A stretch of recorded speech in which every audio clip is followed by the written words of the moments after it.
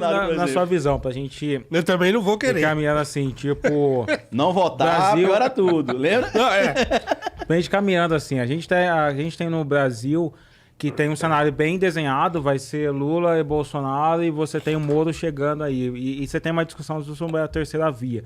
Qual a sua previsão pra treta política do ano que vem, cara? Sabe o que é irônico? De 98 pra cá, até 2018, nos 20 anos da política que a gente tem no Brasil, pra eleição federal, a terceira via sempre foi de esquerda. 98, Ciro. 2002, Garotinho e Ciro. Naquela época o Garotinho era do PSB, e o PSB, aqui ele é meio lá e meio cá, né? No resto do Brasil ele é de esquerda. Aqui ele é Márcio França. É um pé lá e um pé cá, né? Apesar que ele só faz isso por populismo só, né? Tipo, pra surfar um pouquinho, Eu só tenho um vídeo sobre o PSB hoje, inclusive. pegar um pedacinho do Bolsonaro ali, que o Ciro tá tentando também um pouquinho. Pois é, mas quando o Carlito fazia vídeo criticando o Márcio França ou criticando o Ciro, eu tava apoiando o Dória. Entendeu? Ou tava, quando o Ciro foi se aliar lá com o João Campos, eu falei, o João Campos é do PSB, o PSB é um aliado histórico do PT. Ciro tá apoiando o João Campos agora, o João Campos vai ganhar e vai abandonar o PDT, que não é interessante pra ele estar do lado do Ciro. Você tá falando isso porque você é pago pelo PT, você recebe dinheiro do Petrolão. Eu falei, só tô atrasado, porque eu criei meu canal em 2015 e o esquema do Petrolão foi anterior a 2015. Então, eu tô com dinheiro pra pagar, pra receber, inclusive, aí o PT, retroativo aí de 2015 pra cá. Você não Né? recebeu o Petrolão, pô? Né? E aí, em 2002, você tem ali terceira via, né? Eu não vou citar os candidatos do PSDB nem do PT, porque a gente sabe que até 2014 foi assim. Terceira via 2002, Garotinho e Ciro. 2006, terceira via, Heloísa Helena e o quarto foi o Cristóvão Buarque. 2010, você teve a terceira via, que foi a Marina Silva. Marina, né? Isso. E em quarto foi o Plínio, né? O do PSOL. Em 2014, você teve ali, em terceiro lugar, a Jandira Fegali, né? Que foi candidato pelo PSOL também. E em quarto lugar você teve, eu não me recordo agora quem foi, mas a terceira via foi de esquerda. E em 2018, quem foi o terceiro colocado na eleição? O Ciro Gomes. Aí sabe o que aconteceu? Há 4 meses atrás eu fiz um vídeo falando, Ciro, você tem de focar na sua estratégia, porque você já é a terceira via. Historicamente falando, você já é a terceira via. Você já entrou aí no terceiro lugar, que é seu. Você tem de trabalhar agora para brigar pelo segundo. Aí foi quando o João Santana chegou, e você conhece pessoas de grupos internos do PT também, sabe que tem até uma piada interna no PT, que o João Santana é infiltrado na campanha do Ciro. Porque não tem condição de o cara fazer tanta coisa. Desde quando ele chegou, o Ciro só cai, cara. Uma treta, cara. Se você tiver num grupo de cirista, eles vão dar um jeito de arranjar uma pesquisa que o Ciro tá lá em cima. Mas no mundo real, o Ciro só cai. E eu falava na época que o Moro vinha, mesmo que ele não viesse para ser candidato a presidente, que eu acho que ele não vai ser, eu acho que ele vai ser candidato a senador aqui pro São Paulo. Ah, você acha que ele vai desistir ainda? Acredito. Sabe por quê? Porque a política é de barganha. Sabe qual foi a primeira coisa que eu aprendi quando eu comecei a consciência política? Porque o político, mesmo sabendo que vai perder, é candidato. Essa era meu questionamento. Caramba, o cara vai gastar 4 milhões numa campanha eleitoral, como aconteceu com o Meirelles, que gastou não sei quantos milhões, foi a campanha mais cara, não foi? Ou uma das mais caras. E o secretário aqui de São Paulo, né? E sabe que não vai ganhar. Por que ele faz isso? Por causa da relevância política que ele passa a ter a partir daquele momento. Sim.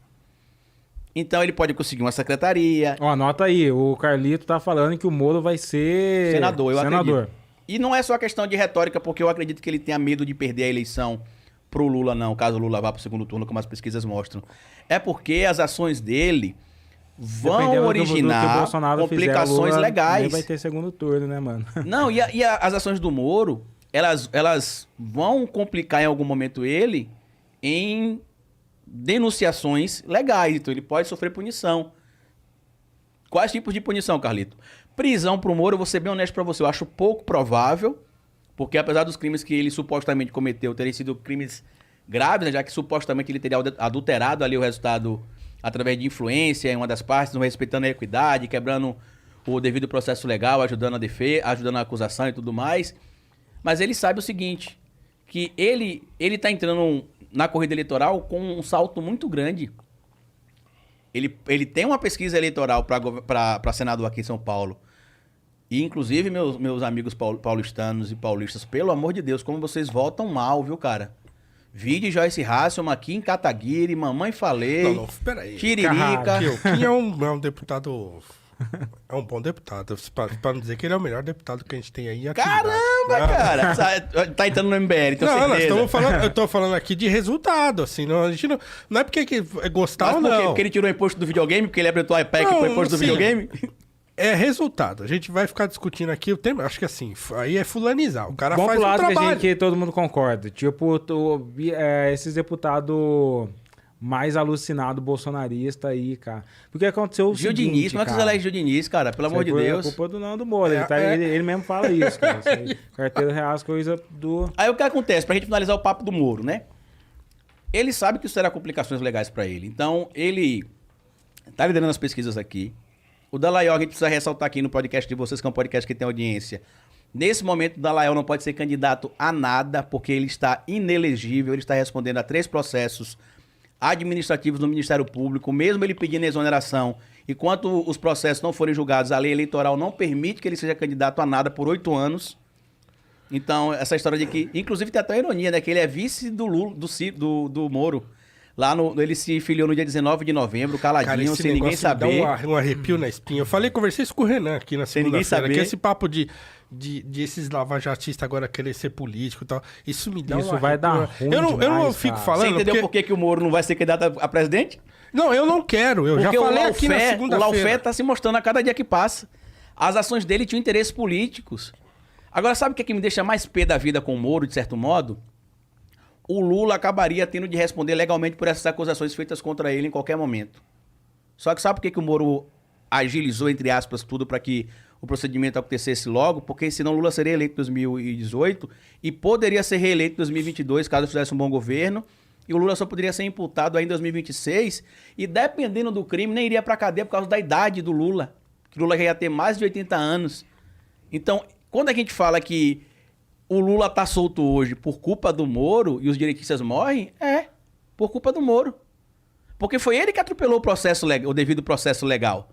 Foi ele que conduziu o Lula coercitivamente, gerando todo aquele espetáculo pirotécnico na TV, sem nem chamar ele e dizer, vem aqui, vamos depor. E agora, se quiserem começar um processo, tem que ser do zero de novo, Inclusive, ontem o Ministério Público reconheceu a nulidade, ou foi antes de ontem, do caso do triplex, né? Ou seja, se extinguiu, prescreveu. Me lembra um pouco aquele caso... Como é que é o nome daquele jogador que teria matado a esposa dele lá nos Estados Unidos? Aquele caso Hernandes. famoso. Hernandes. O.J. Simpson. O.J. Simpson, ele provavelmente assassinou a esposa dele. Ele até escreveu o livro, né? Se eu tivesse feito, Mas, né? mas assim, o policial cara. foi com tanta E que ele sede... conta como fez. O policial foi com tanta sede ao pote, tá ligado? Olhou, chegou na casa dele e falou, com certeza esse cara aqui, que adulterou todas as provas e ferrou tudo, e inclusive foi acusado de racismo, cara. Tanto que ele tá preso, os crimes que ele tá preso hoje, as condenações foram máximas, mas também é uma exceção, você sabe disso, né? Por quê? Eles arranjaram uma maneira de reparar, entre aspas, o que eles fizeram no passado. Eles foram muito afoitos e não conseguiram a condenação do O.J. Simpson, porque estava transparecendo a ideia de racismo. E agora, por exemplo, o cara portando armas, digamos que, sei lá, a pena máxima seja 12 anos, ele pegou 12 anos. O cara brigou dentro da cadeia, a pena máxima para questão da pena é 6 anos, ele pegou 6 anos. Então, eu acho que o Moro, e eu não estou dizendo com isso, claro, que o Lula seja culpado ou inocente, eu estou falando sobre o devido processo legal. Sim, sim. Poderia acontecer tudo o que está acontecendo agora já, lá em 2026, caso o Lula fosse condenado, pudesse recorrer e tudo mais. Quando a gente fala sobre o lawfare, e é importante a gente falar sobre isso, porque a defesa do Lula fez um livro interessante explicando o que é lawfare, que é um termo que começou a funcionar, passar na mídia, e ninguém sabia o que era esse, né? Lawfare. O que é isso? O lawfare é quando alguém utiliza recursos jurídicos para obter resultados políticos. Por exemplo, vazar uma delação premiada 5 dias antes do primeiro turno que prejudica o candidato da oposição.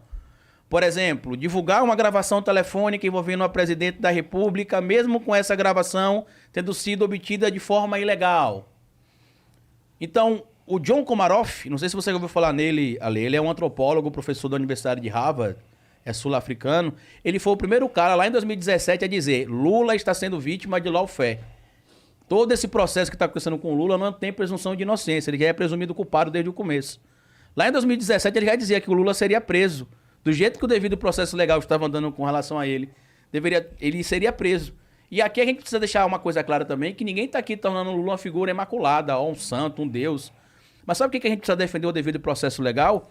Porque senão amanhã eu sou preso e o juiz não gosta de mim porque eu sou um cara afrontoso na internet. E isso E é uma me coisa ferra. importante se dizer, porque assim, às vezes a gente discute a legislação olhando, focando no Lula, focando no Bolsonaro, só que a gente esquece como que funciona nas cidades pequenas. Quando você não tem dinheiro, você não tem poder, se você for para a segunda instância, você tem que pagar ou depender de um advogado gratuito.